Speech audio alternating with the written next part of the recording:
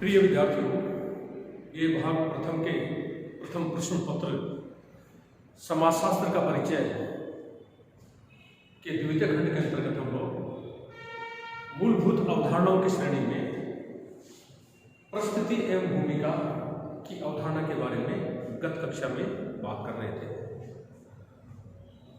और परिस्थिति को समझने के लिए हमने आपको यह बताने का प्रयास किया। सामान्य शब्दों में अगर हम देखें तो परिस्थिति से तात्पर्य है, इस शब्द से तात्पर्य है पद है, ठीक है।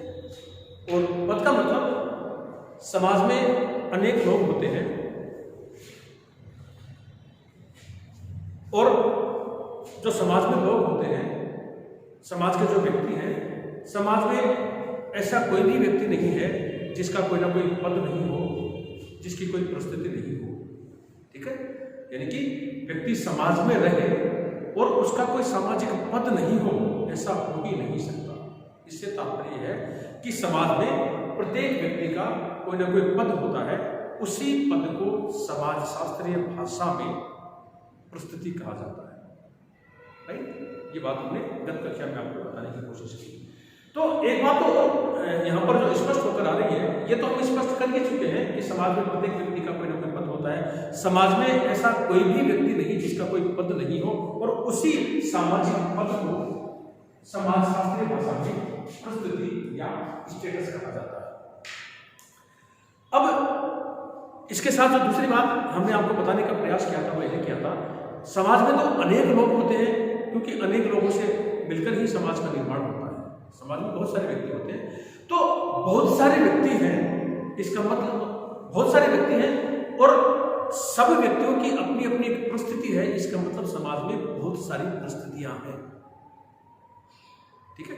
यानी कि जितने सारे लोग उतनी सारी परिस्थितियां, क्योंकि ऐसा कोई व्यक्ति है ही नहीं जिसका कोई पद नहीं हो, जिसकी कोई परिस्थिति नहीं हो, क्योंकि ये हम बार बार स्पष्ट कर चुके हैं कि प्रत्येक व्यक्ति का कोई ना कोई पद होता है, उसी सामाजिक पद को समाजशास्त्रीय भाषा में परिस्थिति कहा जाता है। और समाज में अनेक व्यक्ति होते हैं, अनेक व्यक्तियों से मिलकर समाज का निर्माण होता है, तो बहुत सारे व्यक्तियों की बहुत सारी परिस्थितियां होती हैं। इसका मतलब समाज में अनेकों परिस्थितियां देखने को मिलती है, एक बात। दूसरी बात, जैसा कि बीर स्ट्रीट ने अपनी परिभाषा में कहा था, पिछली क्लास में हम लोग बात कर रहे थे, बीर स्ट्रीट ने तो समाज को परिभाषित ही इसी दृष्टिकोण से किया, कहा है कि समाज जो है परिस्थितियों का एक जाल है। जिस प्रकार से मैकइवर एवं पेज समाज की परिभाषा में कहते हैं कि समाज सामाजिक संबंधों का जाल है, ठीक उसी प्रकार से बीर स्ट्रीट अपनी पुस्तक द सोशल ऑर्डर में कहते हैं कि समाज में बहुत सारी परिस्थितियां, प्रत्येक व्यक्ति की परिस्थिति है। तो इस प्रकार परिस्थितियों का एक ताना बाना या परिस्थितियों का एक जाल बन जाता है। उसी परिस्थितियों के जाल को बीर स्ट्रीट जो है यहाँ पर समाज कहते हैं। यानी कि बहुत सारे लोग होते हैं, बहुत सारे लोगों की बहुत सारी परिस्थितियां होती हैं, ये बहुत सारी परिस्थितियां मिलकर परिस्थितियों का एक ताना बाना या परिस्थितियों का एक जाल बना लेते हैं। बीर स्ट्रीट के अनुसार उसी को हम लोग समाज कहते हैं। एक और बात हमने आपके साथ शेयर की थी लास्ट क्लास में, वो ये की थी कि अनेक लोग होते हैं, अनेक लोगों की अनेक प्रकार की परिस्थितियां होती हैं, ठीक है। अब ये जो पद या परिस्थिति है, कुछ पद समाज में उच्च होते हैं, कुछ पद समाज में मध्यम होते हैं और कुछ पद समाज में निम्न होते हैं। जैसा कि हम लोग बात करते हैं कि मान लीजिए ये एक सामाजिक संरचना है, सामाजिक संरचना में जो उच्च प्रतिष्ठित प्राप्त लोग हैं वे समाज के ऊपरी हिस्से में स्थित हैं। जो मध्यम प्रतिष्ठित प्राप्त लोग हैं, व्यक्ति हैं, वो सामाजिक संरचना में मध्य में स्थित होते हैं और बहुत अधिक संख्या में लोग जो कि जिनकी की समाज में निम्न स्थिति होती है, निम्न प्रतिष्ठा होती है, वे समाज के धरातल वाले हिस्से में रहते हैं, सोसाइटी के बॉटम वाले हिस्से में रहते हैं।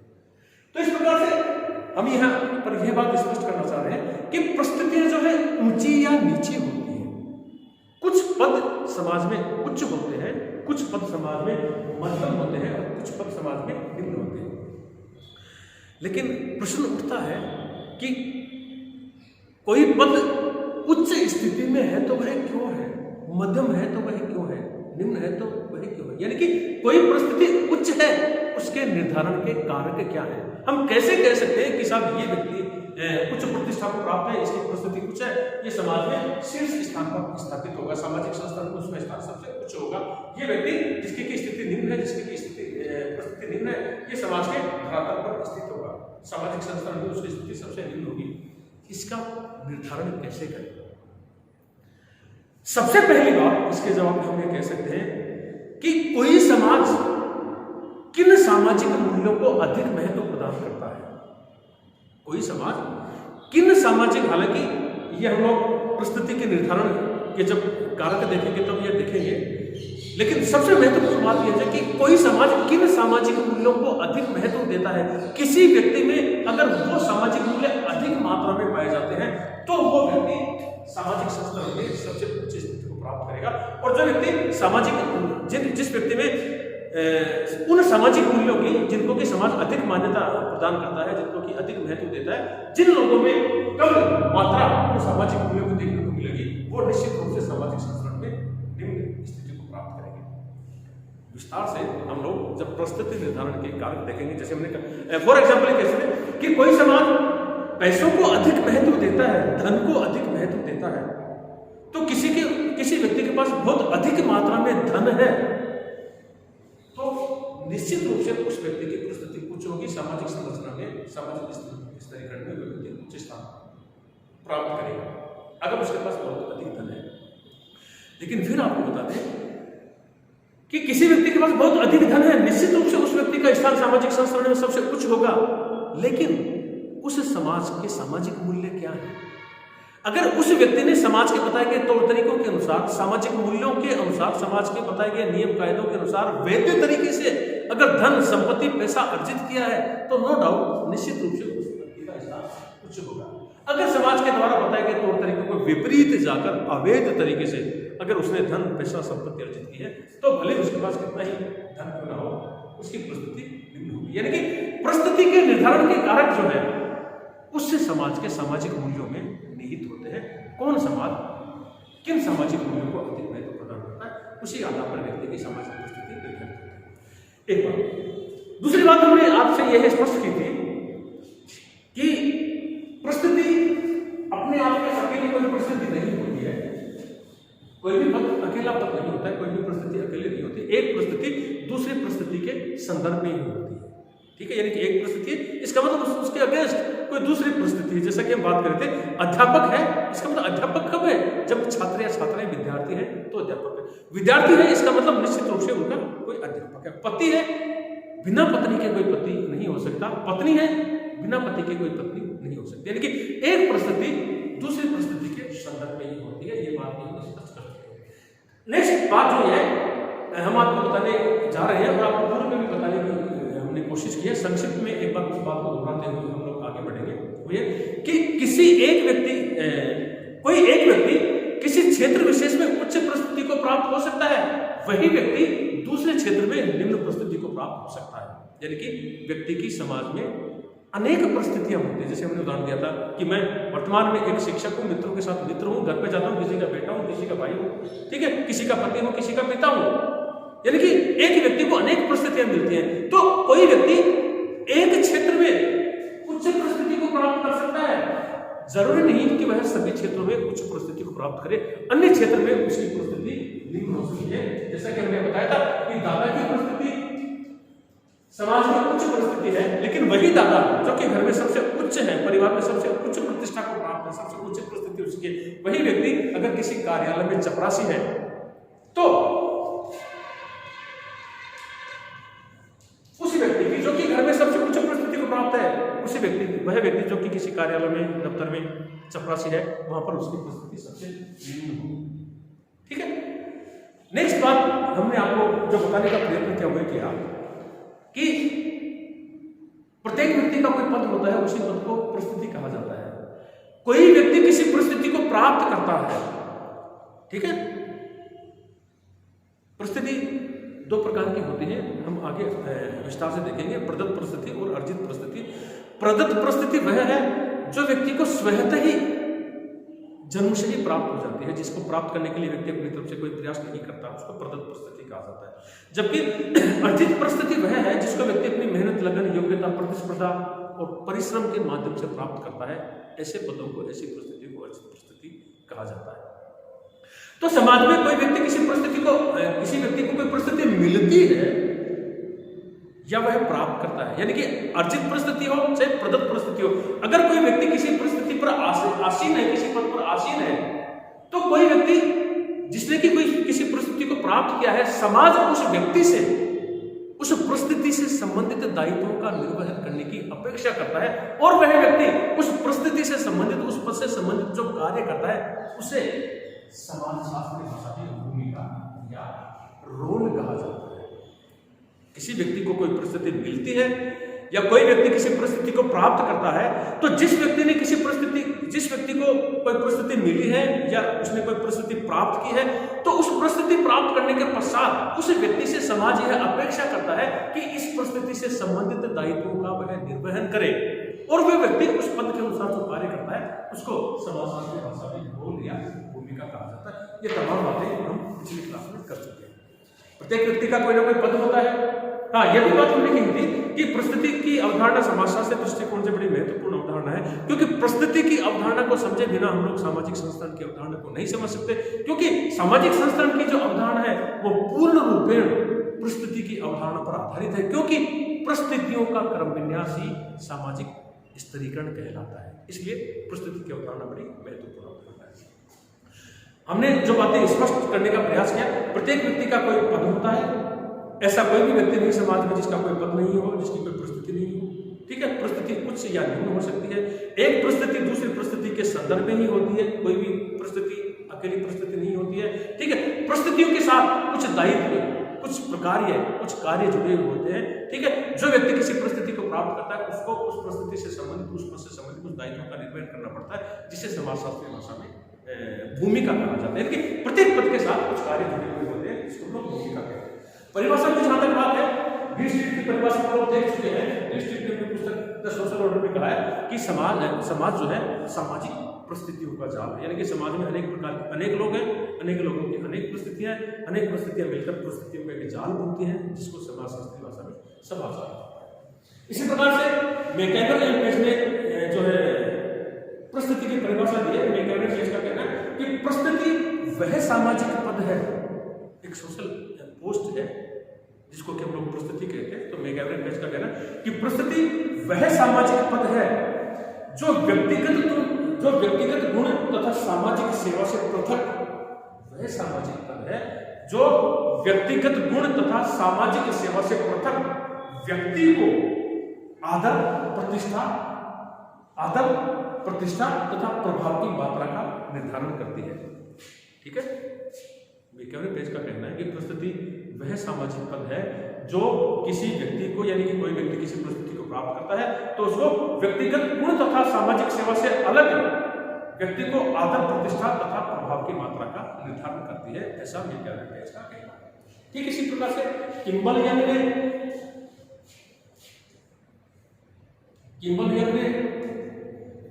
परिस्थिति की परिभाषा दी है।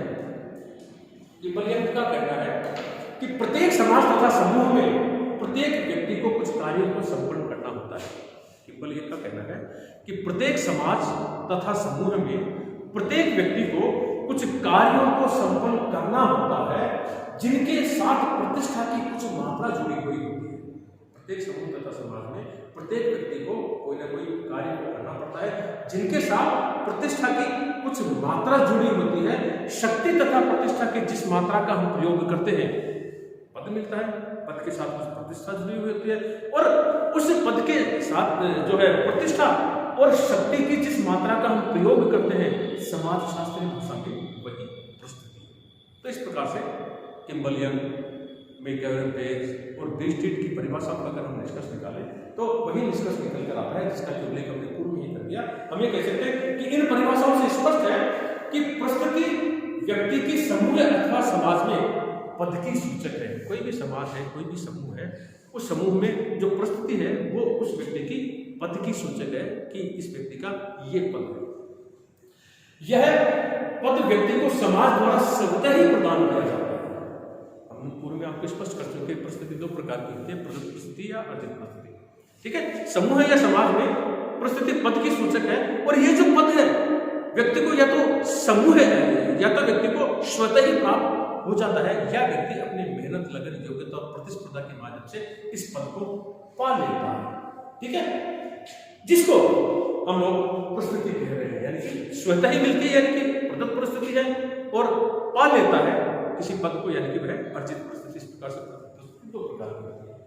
एक व्यक्ति की परिस्थिति सहजे भी दूसरे व्यक्ति की परिस्थिति भी संदर्भ में होते हुए कहा, कोई भी व्यक्ति परिस्थिति अकेली परिस्थिति नहीं होती है, एक परिस्थिति दूसरी परिस्थिति के संदर्भ में ही होती है। ठीक है, तो यहाँ पर कहा गया है कि एक व्यक्ति की परिस्थिति सहजे भी दूसरे व्यक्तियों की परिस्थिति की तुलना में ही होती है, अकेले व्यक्ति की कोई भी परिस्थिति नहीं होती है। जैसे हमने कहा अध्यापक है, इसका मतलब विद्यार्थी है, विद्यार्थी इसका मतलब अध्यापक है, पति है इसका मतलब पत्नी है, पत्नी है इसका मतलब पति है। कोई भी पति बिना पत्नी के पति नहीं होता, कोई भी पत्नी बिना पति के पत्नी नहीं होती, यानी कि एक परिस्थिति दूसरी परिस्थिति की तुलना में ही होती है। इसके पश्चात हम बात करते हैं परिस्थिति एवं भूमिका के आवश्यक तत्व, essential elements of status and role, यानी कि परिस्थिति और भूमिका के लिए क्या क्या तत्व आवश्यक है। सर्वप्रथम हम बात करें, प्रत्येक समाज में एक परिस्थिति और उससे संबंधित भूमिका का निर्धारण उस समाज के सांस्कृतिक कारकों एवं मूल्यों द्वारा होता है, यानी कि किस व्यक्ति को क्या पद मिला है, उस पद के क्या दायित्व हैं, यह निर्भर करता है कि कोई समाज, किसी समाज के क्या सामाजिक मूल्य हैं, वहाँ के क्या सांस्कृतिक कारक है, उस आधार पर यह निर्धारित होता है कि इस व्यक्ति का ये पद है, इसके साथ ये दायित्व जुड़े हुए होते हैं, यानी कि इस पद के साथ, इस परिस्थिति के साथ यह भूमिका जुड़ी हुई होती है, और जो व्यक्ति किसी परिस्थिति को प्राप्त करता है उसको उस परिस्थिति से संबंधित दायित्वों का निर्वहन करना पड़ता है, जिसको कि भूमिका कहा जाता है। परिस्थिति एवं भूमिका की अवधारणा को दूसरे व्यक्तियों के संदर्भ में ही समझा जा सकता है। जैसा कि हमने आपको कहा कि कोई भी परिस्थिति अकेली नहीं होती है, दूसरी परिस्थिति के संदर्भ में ही होती है। ठीक उसी प्रकार से कोई भी भूमिका अकेली भूमिका नहीं होती है, दूसरी भूमिका के संदर्भ में ही होती है। यानी कि अध्यापक, एक परिस्थिति अध्यापक की भूमिका अध्यापन करना है, पढ़ाना है, लेकिन किसको पढ़ाएगा, तो अध्यापक की परिस्थिति के अगेंस्ट विद्यार्थी होने चाहिए। ठीक है, अध्यापक की भूमिका है पढ़ाना, तो पढ़ने के लिए विद्यार्थी होना चाहिए। ठीक है, तो विद्यार्थियों की भूमिका हो गई पढ़ना। इस प्रकार से प्रत्येक परिस्थिति और भूमिका दूसरी परिस्थिति और भूमिकाओं के संदर्भ में होती है। एक ही परिस्थिति एवं भूमिका का निर्वहन पृथक व्यक्तियों द्वारा अपने अपने ढंग से किया जाता है। यानी कि कोई व्यक्ति किसी पद को प्राप्त करता है, तो जो भी व्यक्ति उस पद को प्राप्त करे वो वैसे ही भूमिका का निर्वाह करे जैसा कि पिछले व्यक्ति ने किया था। ऐसा जरूरी नहीं है। पद पर व्यक्ति लोग आते जाते रहते हैं, लेकिन वह अपनी भूमिकाओं का निर्वाह अपने ढंग से करते हैं। फॉर एग्जाम्पल हमने कहे कि देश के प्रत्येक प्रधानमंत्री की कार्यशैली एक जैसी हो, हर शिक्षक एक शिक्षक के जैसे ही अध्यापन कार्य करे, यह जरूरी नहीं है। मैं एक शिक्षक हूं, मेरे अन्य साथी भी शिक्षक हैं। ठीक है, मैं एक शिक्षक की भूमिका के दायित्वों का निर्वहन अपने ढंग से करता हूं, जितना मैं सक्षम हूं, जितना मैं योग्य हूं, अपने ढंग से अपनी भूमिकाओं का निर्वाह करने की कोशिश करता हूं। जरूरी नहीं कि मेरे दूसरे शिक्षक साथी भी मेरे जैसे ही भूमिकाओं का निर्वहन करें। यह व्यक्ति पर निर्भर करता है कि वो अपनी परिस्थिति से संबंधित भूमिकाओं का निर्वहन कैसे करें। ठीक, सब अपने अपने ढंग से भूमिकाओं का निर्वहन करते हैं। प्रत्येक परिस्थिति एवं भूमिका व्यक्ति के संपूर्ण पद का केवल एक भाग ही होती है। यानी कि परिस्थिति एवं भूमिका है, वो जो व्यक्ति का व्यक्तित्व है उसका संपूर्णता नहीं होती है, उसके व्यक्तित्व का एक भाग होती है। क्योंकि एक परिस्थिति ही नहीं मिलती है व्यक्ति को, समाज में अनेक परिस्थितियां मिलती हैं। ठीक है, तो एक ही परिस्थिति के आधार पर हम किसी व्यक्ति का आकलन करें, उसके व्यक्तित्व का आकलन करें, यह ठीक नहीं है। प्रत्येक परिस्थिति के साथ एक विशेष मूल्य एवं प्रतिष्ठा जुड़ी हुई होती है। कोई भी पद होता है, उस पद के साथ एक प्रतिष्ठा जुड़ी हुई होती है, कुछ विशिष्ट मूल्य जुड़े हुए। फॉर एग्जाम्पल, मैं एक शिक्षक हूं, तो इस शिक्षक की सोसाइटी में एक प्रेस्टीज है, एक डिग्निटी है, प्रतिष्ठा है, उसकी एक गरिमा है। तो प्रत्येक पद की कोई ना कोई गरिमा, कोई ना कोई प्रतिष्ठा जुड़ी हुई है। एक व्यक्ति एक ही समय में कई परिस्थितियों को धारण कर सकता है। इसका उदाहरण मैंने आपको दिया। मैं एक शिक्षक हूं, शिक्षक साथियों के साथ मैं मित्र हूं, घर जाने के बाजार में मैं ग्राहक हूं, घर जाने के बाद मैं किसी का पुत्र हूं, किसी का भाई हूं, किसी का चाचा हूं। ठीक है, इसके अतिरिक्त मैं किसी का पति हूं, किसी का पिता हूं।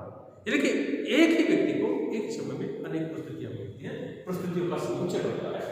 समाज में उच्च एवं निम्न परिस्थितियों के कारण ही सामाजिक संस्करण तथा विविधीकरण पैदा होता है। जैसा कि हमने आपको पूर्व में स्पष्ट कर दिया है कि जब तक हम लोग परिस्थिति की अवधारणा को नहीं समझेंगे तब तक सामाजिक संस्करण की अवधारणा को नहीं समझ पाएंगे, क्योंकि समाज में अनेक प्रकार की परिस्थितियां होती हैं। कुछ परिस्थितियां उच्च होती हैं, कुछ परिस्थितियां मध्यम होती हैं, कुछ परिस्थितियां निम्न होती हैं।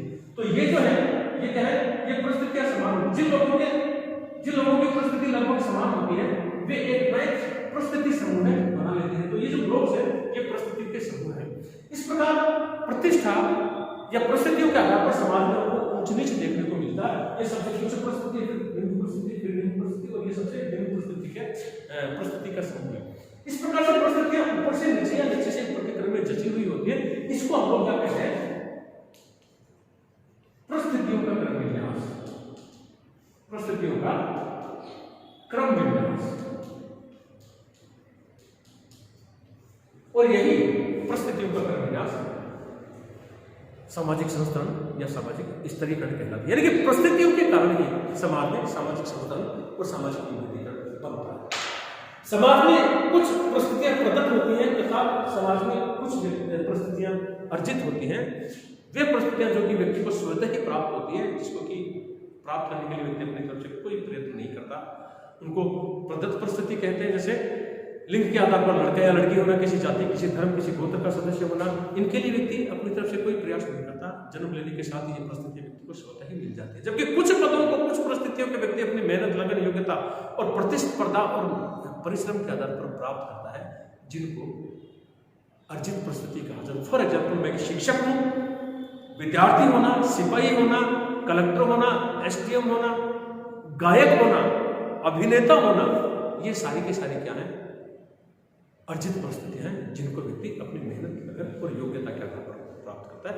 नेक्स्ट क्लास में हम लोग परिस्थितियों के जो है प्रकार को विस्तार से देखेंगे। आज के लिए इतना।